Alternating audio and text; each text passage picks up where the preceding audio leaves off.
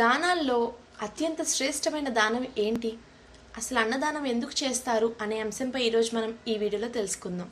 లోకంలో ఏ వస్తువునైనా దానం చేయొచ్చు, కానీ అన్నం శ్రేష్టమైనది. 84 లక్షల జీవరాశుల్లో ఒక్కో జాతికి ఒక్కో ప్రత్యేక ఆహార విధానం పరమేశ్వరుని ద్వారా నిర్ణయించబడి ఉంటుంది. ఓ వ్యక్తి ఉపవాసం ఉండి పరమేశ్వరునికి పెట్టే నైవేద్యాన్ని పరమేశ్వరుడు తాను మాత్రమే స్వీకరించకుండా తాను సృష్టించిన 84 లక్షల జీవరాశులకు పంచిపెడతాడని పురాణాలు చెప్తున్నాయి. ఇక శుభకార్యాలు చేసేటప్పుడు అన్నదానాన్ని చేయాలి.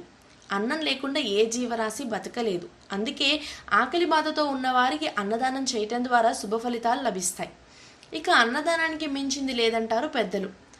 ధనం, బంగారం దానం చేస్తే దానంగా పొందే వ్యక్తి మరింతగా ఆశిస్తాడు. అదే అన్నాన్ని దానం చేస్తే కడుపు నిండిన తర్వాత అధికంగా ఆశించడు. అన్నదానాన్ని చేస్తే